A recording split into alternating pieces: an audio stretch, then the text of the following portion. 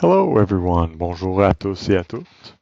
My name is Daniel Danford Dussault. I'm an information and referral specialist for Eastern Ontario Centre for 211. That's the Community Information Centre of Ottawa, one of the six sister centres across the province that provide 211 services. Thanks for joining us today. I appreciate you taking the time on this rainy Thursday afternoon. We are going to be recording this webinar, so we'll put it online after the fact so it can be shared and watched by others later on. If you do have any questions or comments during the webinar, please type them up in the sidebar and we'll take a look at them towards the end of the webinar. All right, well, I'd like also to take the time to thank the Department of Justice of Canada for helping provide the funding in the context of Victims and Survivors of Crime Week 2017. Now, while Victims and Survivors of Crime Week 2017 itself is over, this certainly doesn't mean we should stop talking about services for victims and survivors of crime. I'm here to give a little bit more information about 211, our services, and what a role can be when someone is looking for resources anywhere in Ontario. So let's get started. Like I said, I'm an information and referral specialist, also in charge of special projects here at the center. Let's get it started here. Okay, so what is 211? That is always an interesting question, especially since people don't necessarily know what 211 is. 311 is something we get confused with a lot of the time. Here in Ontario, different municipalities actually have a 311 phone number for city services, city programs, that kind of thing. We are not 311. We are not the city of Ottawa, no matter how many people seem to think so. We are a single point of access to coordinated human services resources. Basically, what this means is that we provide information and referral for community, government, health, and social services throughout the province of Ontario. Now, our particular zone, if you will, is Eastern Ontario, but we do help out with the rest of the province when it comes to French calls, and also to help out in case of overflow calls. Some people call us sometimes for commercial resources. Some people call us for pizza. We do not do commercial. We don't do pizza. It's really all about community, government, and health services, and helping people connect with resources. So a little bit more details here. You can see free information and referral. This includes all the ways to access service, so whether it's through the 211 phone number, online service, so this is a 211ontario.ca website, the online chat, and I believe our sister center in Toronto is actually working on rolling out a 211 texting service as well, just to keep up with all the millions of ways of communicating with people these days. Just moving on here. All right, so components of 211. This is a good overview about how we work and all the different facets of that. It's always a good way to connect here. So first of all, we start out with public inquiry, obviously, information and referral to the general public, whether it's over the phone or by email, by chat, or all those ways we were discussing earlier. Basically, that's done through professionally trained specialists who assess needs and refer to the most appropriate services. So specialist trainings we are continuously updating it. So we occasionally get presenters on mental health, community organizations, different housing programs. So really, we try to keep on top of everything that's going on and update our trainings in that fashion. A second part of that is obviously the online directories. You heard me mention 211ontario.ca a little bit earlier. Basically, 211 in Ontario is actually powered by an online directory of upwards of 60,000 resources. That's through about 36 regional providers of information. So these are centers that help build our database, maintain it, make sure it's up to date, and we have the best possible information. Basically, if you go online to 211ontario.ca, you have access to the same information we do, just through our website. Basically, it enables searching for resources at any level, so local all the way up to provincial. We've also made it embeddable. So the new 211ontario.ca, it's recently gotten a makeover. It's a lot easier to use, and it's a lot more pleasant as well. You can actually embed it on your website if ever you do have a website, and you can customize it. So taking a look at making it specific to a certain region or even to a certain topic. And the third part of our service, obviously, I'm just going to duck back to slide number 3 here, is tracking caller needs. And now this may seem like an afterthought. It really isn't. 211, whenever someone is calling in, we capture the needs of callers, and as well as needs that remain unmet after calling 211. So we track demographic information to make sure the best referral gets made. So this is information that can be shared with funders and planners to ensure that dollars are invested where they are needed most. One moment, please.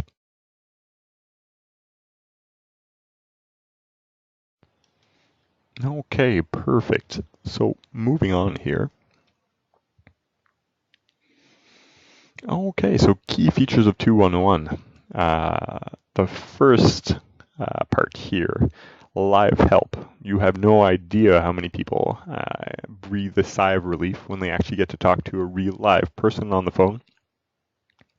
When people call and they've just had to deal with an endless labyrinth of automated phone call systems, it's always a relief to be able to talk to someone and to explain exactly what you're looking for instead of trying to fit it into a small box.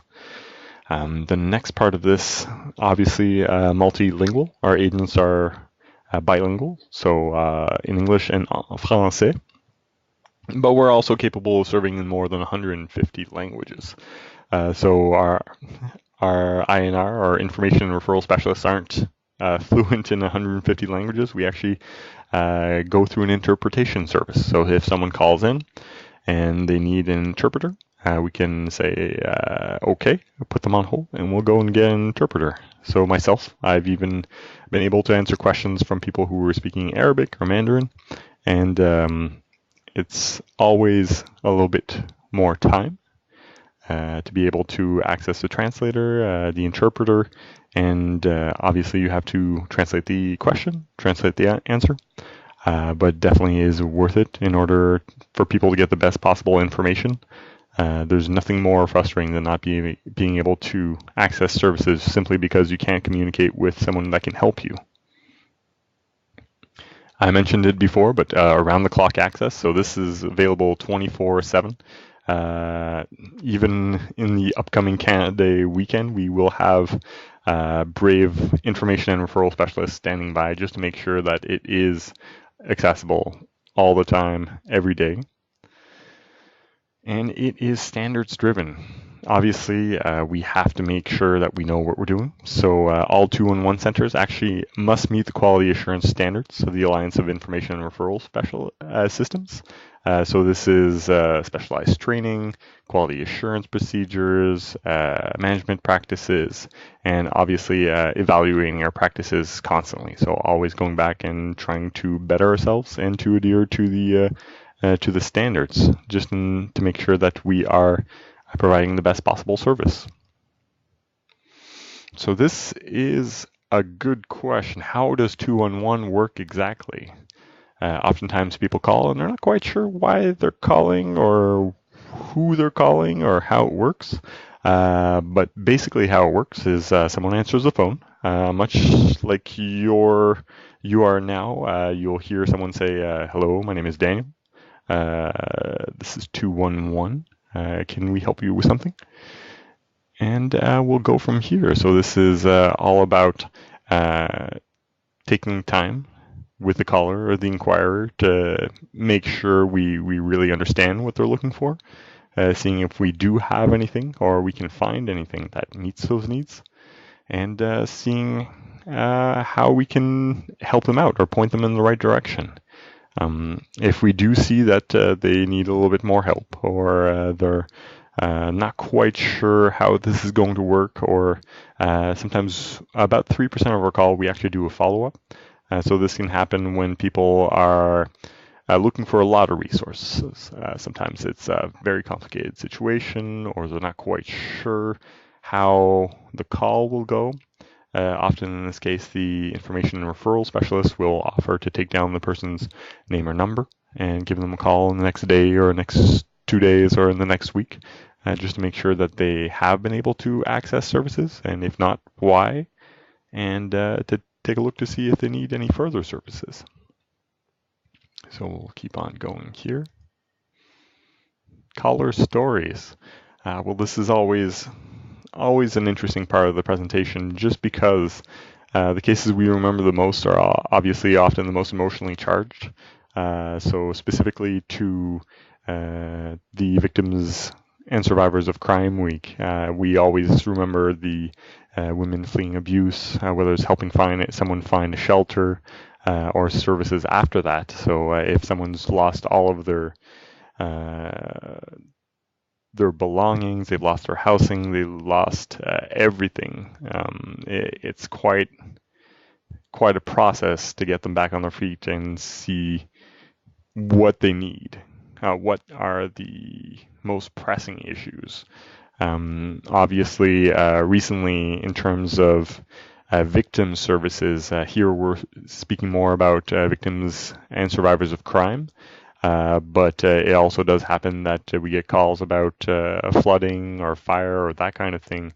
And in that case, we can always take a look to see what resources there are as well.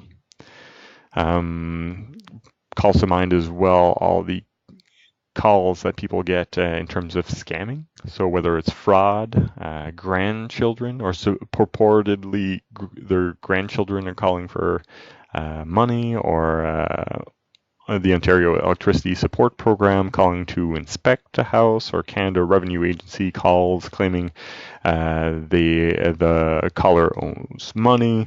These are all examples of scam calls or fraud calls that people get throughout Canada all the time. And when people call us because they're not quite sure if they need to take this seriously, if they need to what they need to do to respond to this. We can take a look to see what are their options, if they can contact their local municipal police to see if anyone else has been getting the same kind of calls, connecting with the correct number for the resources that are supposedly calling them, just to make sure that there is nothing real about these scam calls. And it's just basically we can take a look with the people and see if we can point them in the right direction. When we think of victims of crime, usually it can be anything. It can be a really huge swath of our database, whether it's resources for dealing with human trafficking, scams and fraud, as I was mentioning. Sometimes it's legal accompaniment, legal services, community legal clinics, counseling after the fact, support groups, therapy groups, shelters, victims grants, diversion programs, housing programs. It really is after a crime or victims and survivors of crime. Sometimes they need support in more ways than we would think at first. So it's really sitting down with the person and trying to see what they want, and if we can point them in the right direction to get to that resource. So let's see here. Moving on. So as I was saying, this is really taking a look with them more than just in the immediate need. It's also looking at their short to medium term needs, whether it's housing or essential services, long-term needs, whether it's counseling or medical resources or legal resources. So it's really making sure that at every step of the recovery process, after being a victim or a survivor of crime, we can be right there with them and trying to connect them to the appropriate resources. So 211 Ontario, built from the community up. I always like reading that. Because we really are kind of like a hive of different centers throughout the provinces. As mentioning earlier, we have 6 sister centers throughout the province, whether it's our center in Thunder Bay, in Toronto, Collingwood, here in Ottawa. We all work together to make sure that anyone who calls 211 in Ontario, we try to help them out. As mentioning earlier as well, the data, the incredible data work that's done locally throughout the province through 36 data partners. It really is an eternal process to make sure that we have the last up-to-date information. We have the correct phone numbers. We have the correct address. We have the correct programs. It's really a job that's never really done, but a tip of the hat to all of our colleagues that work on that. And we are funded through different initiatives by the Ministry of Community and Social Services at the provincial level, some United Ways municipalities. We occasionally do get funding through different organizations like Green Shield Canada for different specific programs. And of course today we have the Department of Justice of Canada that's funding this project. Let's take a look here. Moving right along, you might ask yourself, oh, why do people contact 211? What's the standard caller? Here we have a little breakdown of why people call in 2016, or why people have called in 2016. You can see legal, consumer, and public safety services. This can be anything from a legal clinic to the municipal police number, or maybe at the Better Business Bureau. So it's really that kind of resource. Healthcare, this can be looking for Telehealth Ontario or a walk-in clinic, knowing how you can sign up for a family doctor or a registered nurse practitioner. So it's really helping people find resources in the healthcare field. Individual, family, and community support. This can be a huge range of things. This can be either support groups, drop-in centers for parents, community support centers, income support and assistance. This can be utility assistance for overdue bills. Housing, this can be huge as well, whether it's shelters or looking for subsidized housing, supportive housing. It really is a massive, even though the titles themselves are small, it represents a whole range of different issues that we refer to. Let's see here. Okay. So service quality. Can I trust 211 is always a question we think we should ask. We should trust that people respect 211 enough to call back time and time again. We can take a look at the statistics here. In 2016, we actually implemented a new tool for customer satisfaction measurement through our program In Contact. They have a third-party system to evaluate called Echo. And this is a few things that we learned in the first few months from the callers who took the survey. This is starting in July of 2016. So a few statistics here. I won't read them all off, but we can really take a look to see 211. Our impact is demonstrated through and through the high percentage of callers that follow up on 211 referrals, and they manage to connect to the services they need. 82% of people are very satisfied with 211. I'm proud of that as someone that works for 211, but it's just about getting people the best possible service and making sure they can actually connect. Because even though we could have resources at the corner of our street, if you don't know about them, if you're not empowered to be able to access them, that help goes unused. This is a mention of our brand new 211 Ontario site. So key features, you can take a look for yourself. It's bilingual English and French. It's very searchable, mobile friendly, continually updated through the database. You can take a look at a map. You can search by topic, you can search by location. It really is a lot better than our old website. It's a lot of fun to work with it, and it's getting better all the time. Let's see here. It's just started this year, actually, on 211 Day 2017. That's February 11th.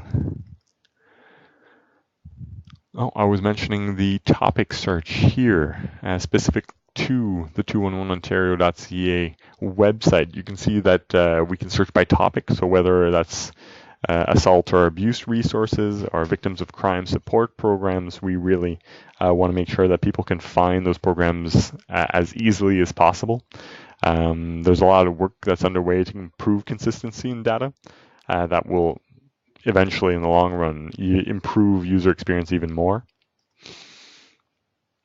Moving on here, I think I mentioned earlier 211 role in emergency response and recovery. While we are not an emergency responder service, obviously, we can answer a lot of questions when it comes to specific situations.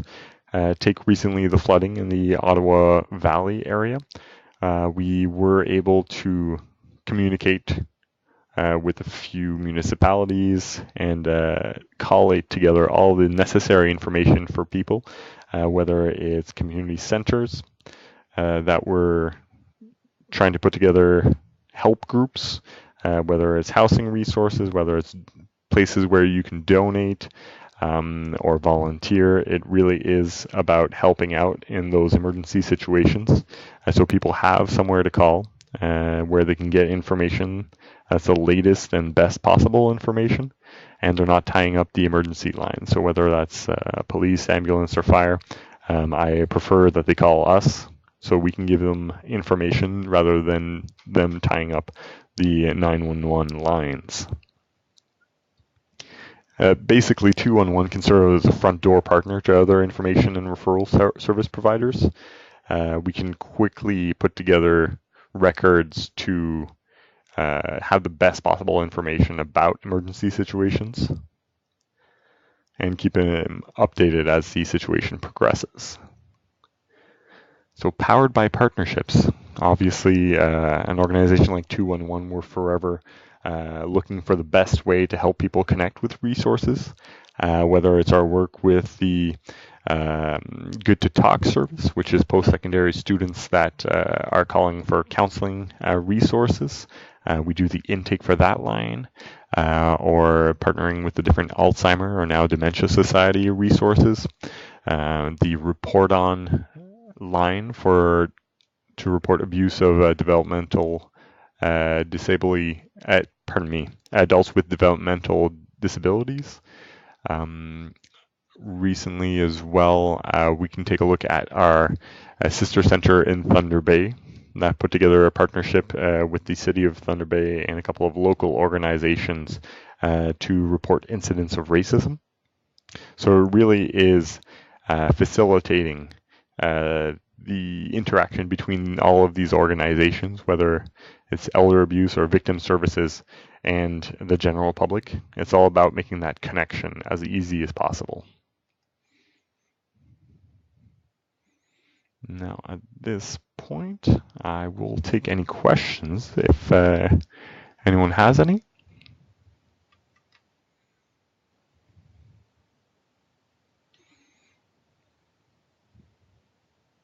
Well, if you do have any in the meantime, you can certainly reach out to us.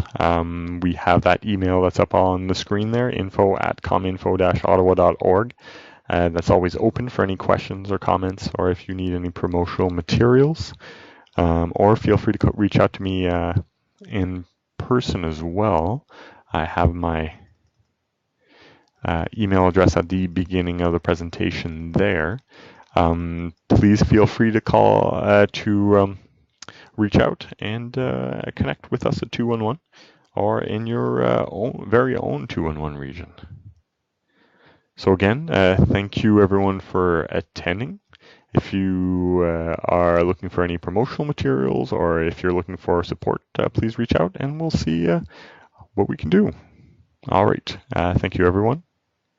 Have a great day.